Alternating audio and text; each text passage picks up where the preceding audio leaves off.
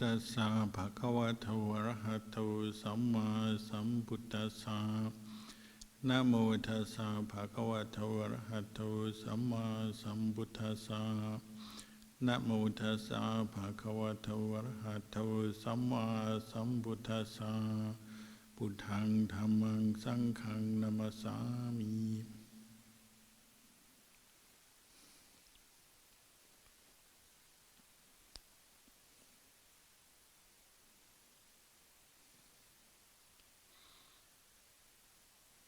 Today is the full moon day, Uposatha day, 15th day of the lunar cycle. So when the clouds part, there's a beautiful full moon at the moment.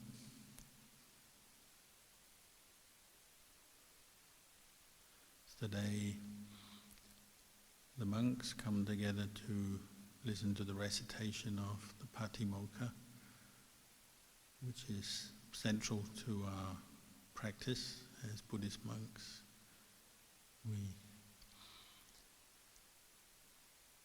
learn and follow, practice the Patimokkha rules, and indeed many other rules outside of the Patimokkha. So this is central to our lifestyle, training in certain qualities that support the development of the Noble Eightfold Path. Qualities such as right livelihood, learning to, as monks we learn to live in a way that is pure without exploiting, harming other humans or animals, and refining our practice of sila, so we're not even hurting others through our words, actions.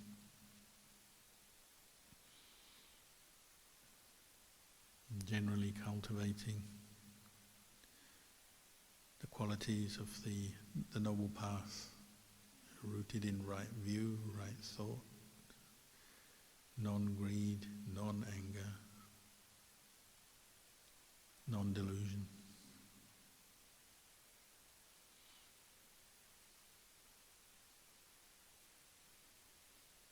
And the Buddhist teachings all arise out of the understanding the Buddha had on the night of his enlightenment. What is suffering? What is the cause of suffering? How to abandon the cause of suffering and experience the cessation of suffering.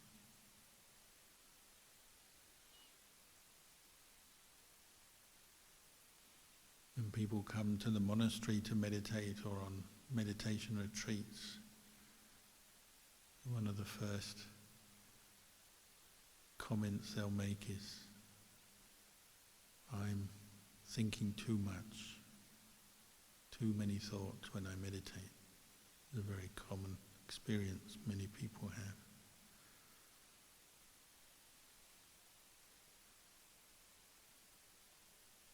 It is the problem, the thinking, or what we think about the thinking.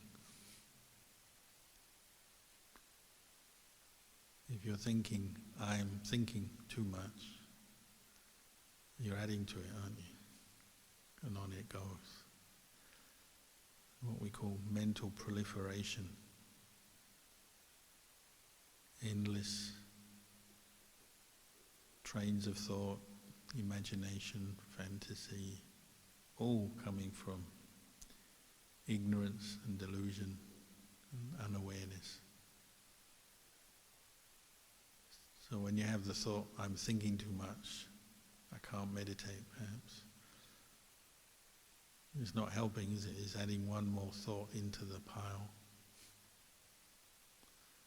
So the mental proliferation continues. And maybe you experience a bit of irritation with yourself for thinking too much. And that adds more thoughts into the pile. So the pile keeps getting bigger or spreading further.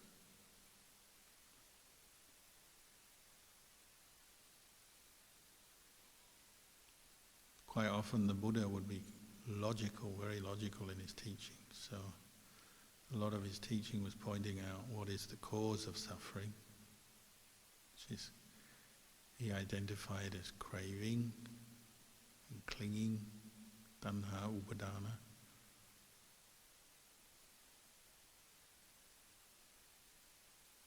But then he also identified the end of suffering, or the cessation of suffering, nirodha.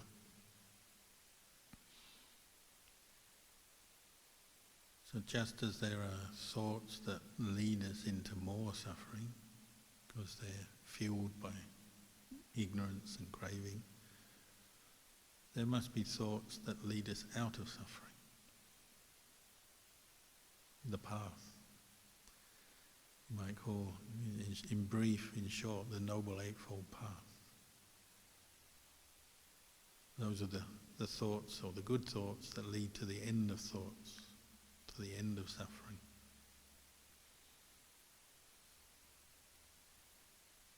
And those thoughts, backed by, fueled by, rooted in craving, they don't end. They keep spinning the mind out. That's why we call them mental proliferation. Or that phrase, papancha in Pali, the combination of clinging to views and opinions, conceit, sense of self, and then craving, all together leads to endless proliferation, movements of mind. But just as the mind is moved by craving, views and conceit, well, there must be something that doesn't move the mind or brings the mind to stillness. And that's the path which we have to cultivate.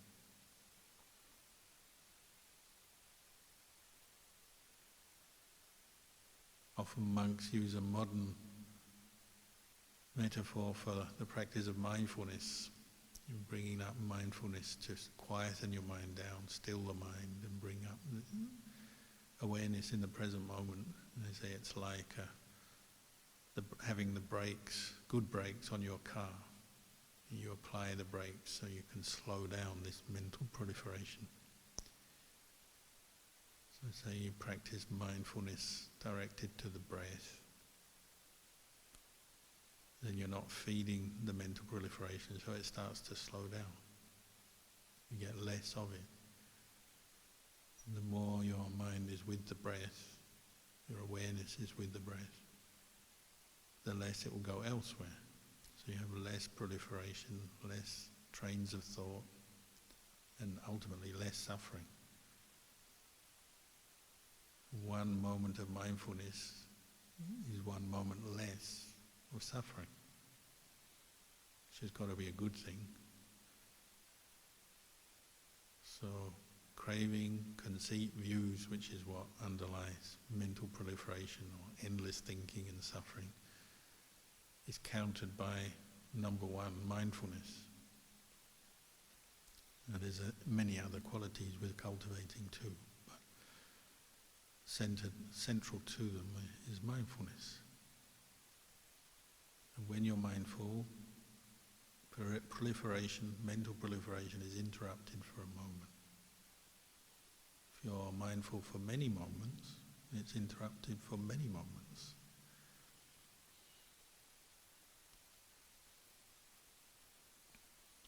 And then those people probably that would say they're thinking too much, they say, well, I practice mindfulness. I can't seem to stop thinking. I'm aware that I'm thinking, but I can't stop it. Well, if you carry on using the metaphor of the car and the brakes in the car, then you could say, well, it's like, okay, your brakes are not working, your car is moving, but at least you've got a steering wheel. Maybe you can stay on the road, avoid things while you're still moving, even though you can't stop your car yet.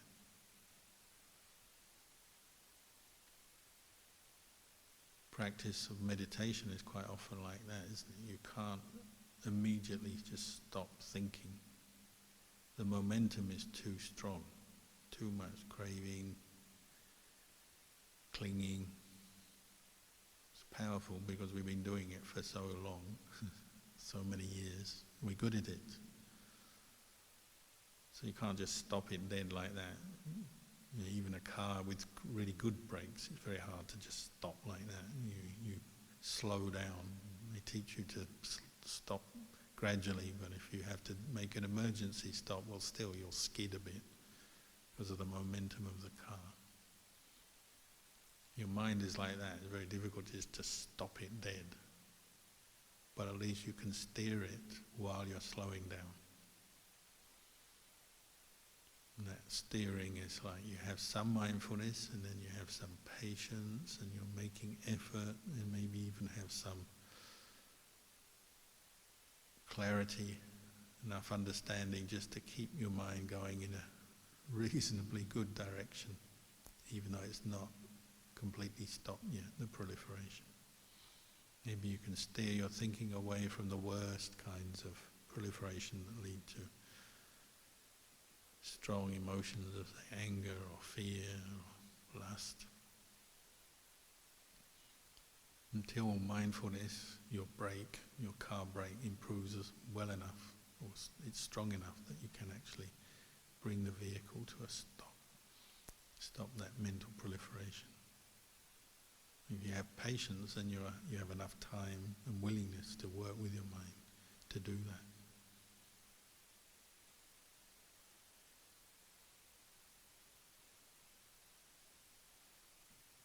We say patience is about keeping a good attitude while you work with a problem. So if the problem is thinking too much mental proliferation, uncontrollable mental proliferation, patience is dealing with it over time, bringing up the mindfulness, but keeping a good attitude while you do it, and not giving in to the frustration of the mind, dealing with the mind that is thinking too much.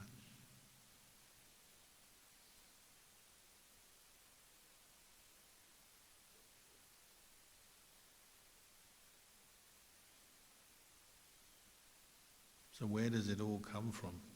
The Buddha identified the real cause. Root cause is ignorance of the Four Noble Truths.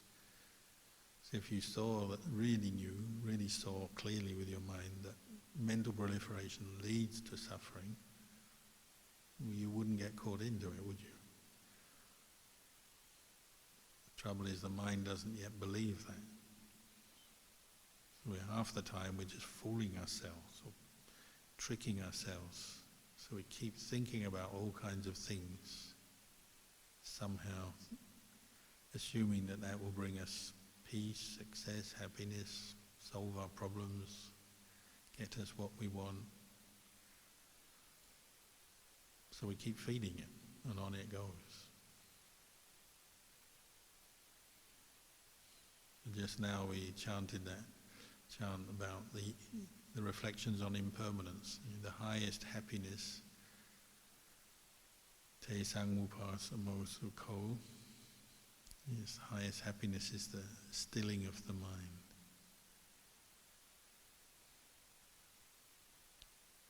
When you have enough mindfulness and enough insight to see all these thoughts and what's promoting them, the craving, the attachment, is not self, it's not really you. There's thoughts, but there's nobody who owns the thoughts. If you can see that, then the thoughts go quiet, don't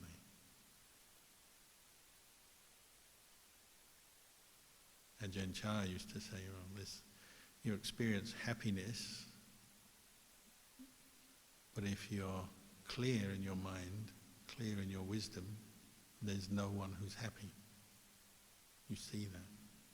There's happiness, it's there. It's not that there's no such thing as happiness. Pleasant feelings, pleasant experiences bring happiness, but there's no owner of happiness.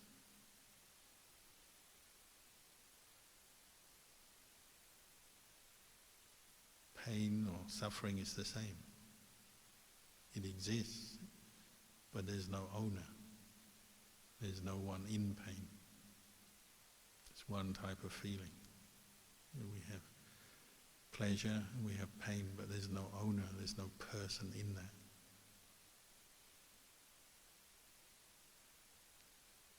So if we train our mindfulness and our insight well enough, we can see that, and then the mind starts to slow down. The momentum of all this thinking and mental proliferation starts to slow down, because we realize that's just a delusion of self, me, mine, myself.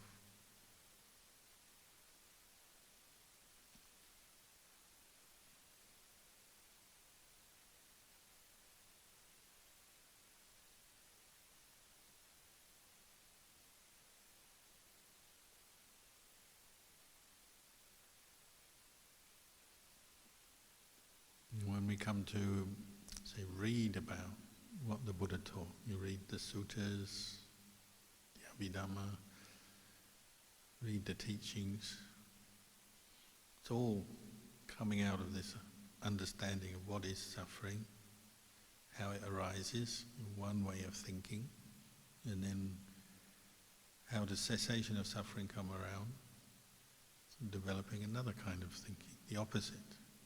It's almost like the mind moves in opposite ways. It moves in one way, it leads to endless thinking, stress, suffering, attachment, craving. When it moves in another way, the way of the path, cultivating the path, it actually brings the whole thing to cessation, to an end. And all the Buddha's teachings are explaining that in different ways, different aspects, very detailed. We read that and we listen to it and we even memorize some of it. That's quite useful, but in one moment of mental proliferation, where are all the teachings? Well, they all come down to just maintaining mindfulness and training to reflect on your experience in that moment, to see its true nature, it's impermanent, it's subject to degeneration, it's painful, it's unsatisfactory, and it's not a self, it's a condition.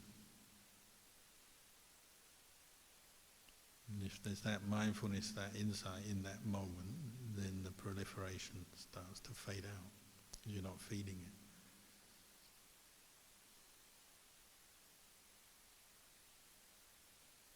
But in that moment, you don't really have time even to recite the Four Noble Truths.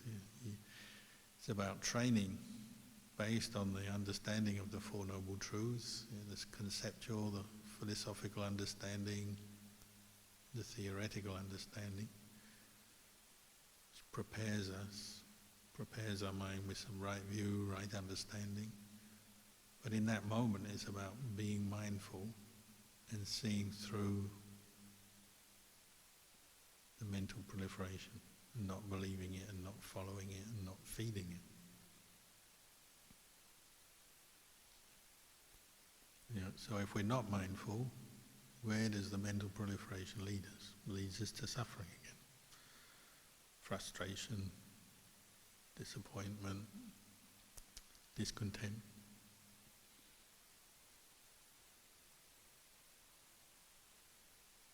Ajahn Chah's description is that you can study the Paticca-samuppada, these 12 links in the teaching on dependent arising. Feeling gives rise to craving, gives rise to clinging, and so on. But the actual experience is just pain, and it's instant. It's like falling out of a tree. You climb a tree for whatever reason, for fun, or pick an apple or something. But you lose your footing and you fall. All you know is that you reach the ground with a thud, and it hurts. You haven't got time to count the number of twigs, leaves, branches that you passed from the top down to the ground. And in that moment, when you lose your mindfulness and the mind races off into the next train of thought, the next proliferation, you don't have time to sort of run through the paticca samuppada. Just suddenly you're in another mood. You're unhappy or sad or agitated because you want something and you haven't got it, or you're worried, whatever it may be. It's so quick, we haven't got time to lay out all the theory and analyze it in that moment. The best we can do is establish mindfulness, start applying the brakes. Sometimes the proliferation comes to a quick stop.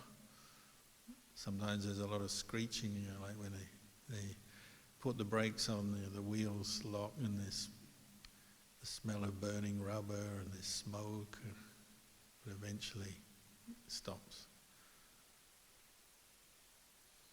Just depends how quickly we can establish mindfulness. It doesn't mean that all the study and the listening to Dhamma is not worth it.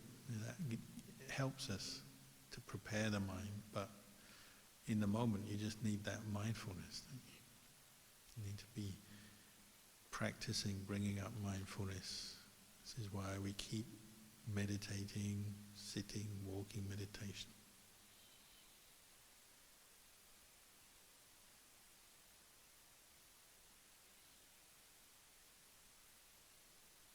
This is why we can say, well, if you're suffering, you're caught into some mood, you're not peaceful, you're worried, you're agitated. Why? It's because you are used to suffering and you like suffering, even though we don't like suffering, but we've done it so much, we've worn so many mental pathways through all this proliferation that we just so used to it, we go along with it. We don't question many of our views, we don't challenge our own beliefs, we just follow along with every train of thought. And often it just leads us into suffering, sometimes just minor suffering, sometimes very deep, unpleasant states of mind. So the Buddha didn't encourage us just to believe every thought and follow every train of thought. He said, question it. Whatever works for you, ask yourself, who owns this? Who is this? What is this? Is it good? Is it bad? Where is it coming from? What's happening? A lot of our practice is just about investigating the very truth that's right in front of us, what we're thinking right now.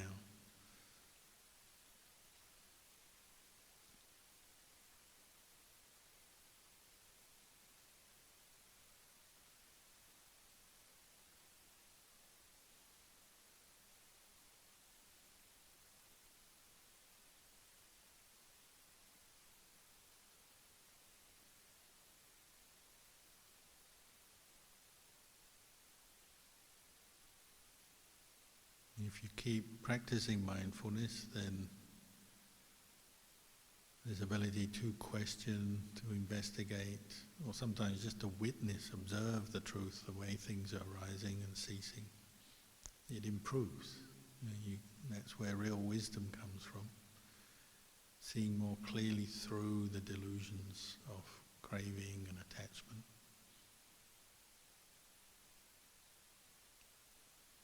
There is happiness, but there's no one who owns the happiness or is happy.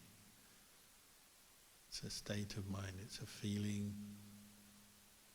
it's a train of thought, it's an idea, it's imagination. There's suffering, but there's no one who's suffering.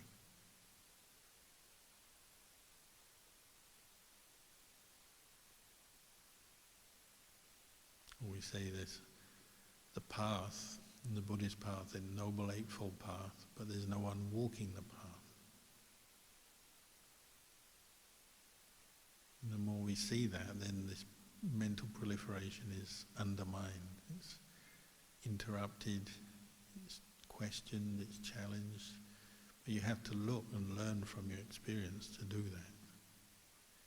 Can't just accept I think too much and just let that carry on. Otherwise it will probably get worse. A bit like a disease, if you have an illness or disease and you don't treat it, well, it often gets worse.